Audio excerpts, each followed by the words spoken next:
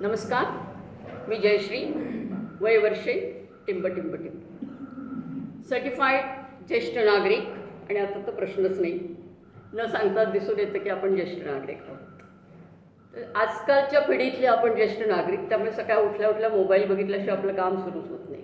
आणि अगदी ताजा ताजा छान व्हॉट्सअपचा एक मेसेज मी बघितला आणि असं वाटलं की आजच्या विषयाला धरूनच तो आहे.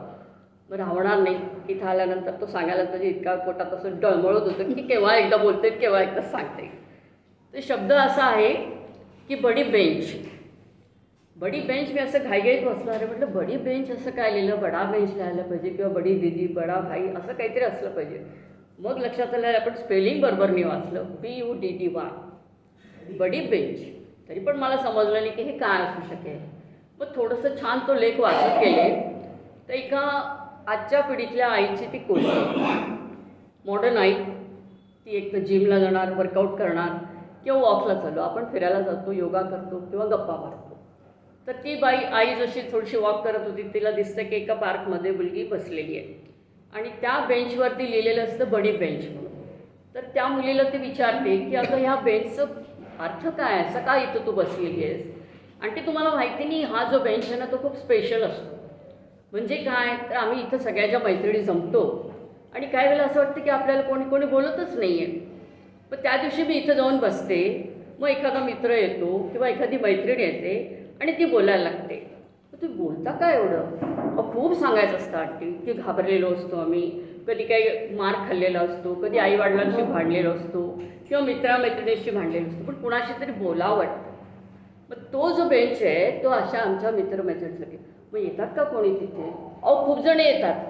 म्हणजे आम्ही बघतो की आज एक असतात तर दुसऱ्या दिवशी 2, 3, 4 तिथे बसले असतात. वेटिंग रूम असते तिथे की ते बसतात आणि कोणीतरी येतं आणि त्यांना सांगतं की जे आपल्याला शेअर करायचं आम्ही एकमेकांशी बोलतो. मग त्या बाईचं जेव्हा तिने ते सगळं लिहिलं आहे त्याच्यानंतर असं वाटलं मला की ही बडी बेंचची जी कल्पना आहे ती सगळ्यांनाच जरुरी आहे. असा बडी बेंच एखाद्या हॉस्पिटलमध्ये किंवा एखाद्या शाळेमध्ये किंवा एखाद्या पार्कमध्ये आपल्यासारख्या लोकांसाठी पण असला पाहिजे की जिथे आपल्यासारखे कोणी लोक येतील आणि बोलतील आणि त्या बडी बेंचवरती आपण आपलं जे दुःख आहे ते आपण शेअर करू शकतो. तर तो बडी बेंच आपला हा आजी आजोबा क्लब आहे.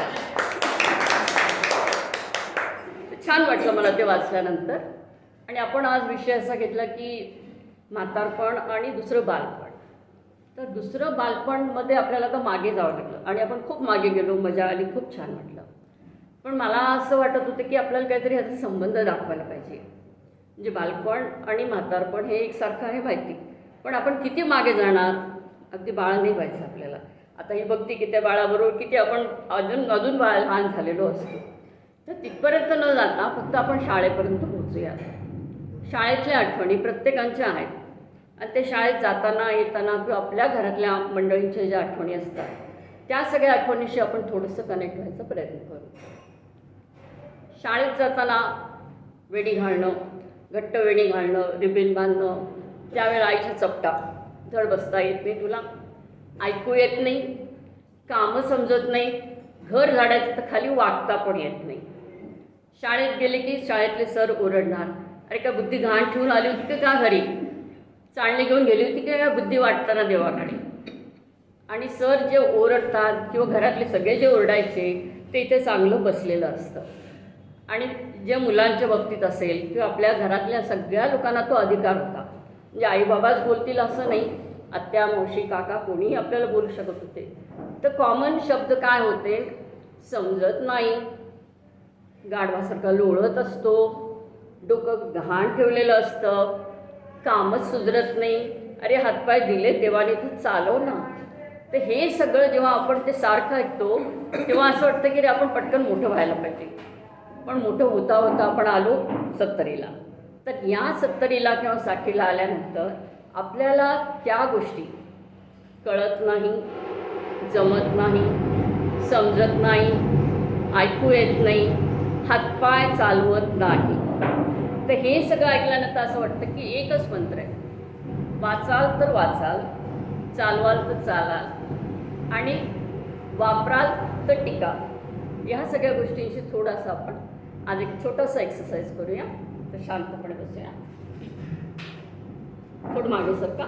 चालू राहू दे रेकॉर्ड. हां रेकॉर्डिंग चालू राहू दे. नाही बंद. हे करू हो पॉज करू की पॉज बंद कर, करू? बंद.